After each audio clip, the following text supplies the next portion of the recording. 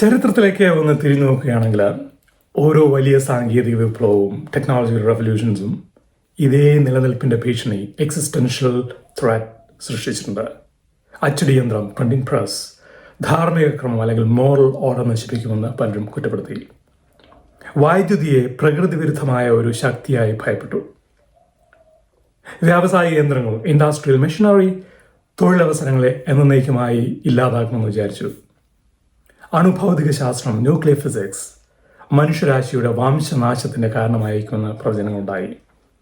പക്ഷേ ഭയപ്പെട്ട പോലെ ഇതൊന്നും സംഭവിച്ചില്ല എന്ന് മാത്രമല്ല, നമ്മൾ ഇതുമായൊക്കെ വേഗത്തിൽ പൊരുത്തപ്പെട്ടു. തൊഴിലുകൾ രൂപാന്തരപ്പെട്ടു.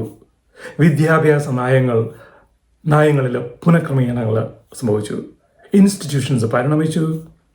ചുരുക്കത്തിൽ ശക്തമായ ഉപകരണങ്ങൾ ഒരിക്കലും മനുഷ്യരാശിക്ക് അപകടങ്ങൾ ഉണ്ടാക്കിയിട്ടില്ല. ആ ഉപകരണങ്ങളെ വിവേകത്തോടെ ഉപയോഗിക്കുന്നതിൽ നാം പരാജയപ്പെട്ടപ്പോൾ മാത്രമാണ് അപകടങ്ങൾ ഉണ്ടായിട്ടുള്ളത്. ഇപ്പോൾ നമ്മൾ മറ്റൊരു പ്രതിസന്ധിയിലാണ് എത്തി നിൽക്കുന്നത്. ആർട്ടിഫിഷ്യൽ ഇൻ്റലിജൻസ് എന്നത് മസിൽസിൻ്റെയോ അല്ലെങ്കിൽ വേഗതയുടെയോ ഒരു സിസ്റ്റമല്ല. ചരിത്രത്തിൽ ആദ്യമായി നമ്മുടെ ഈ കണ്ടുപിടുത്തം മനുഷ്യൻ്റെ കോഗ്നിഷൻ അല്ലെങ്കിൽ ചിന്താ പ്രക്രിയയെ തന്നെ ശക്തിപ്പെടുത്തുന്നു. ഇതാണ് നമ്മെ കൂടുതൽ അസ്വസ്ഥരാക്കുന്നത്.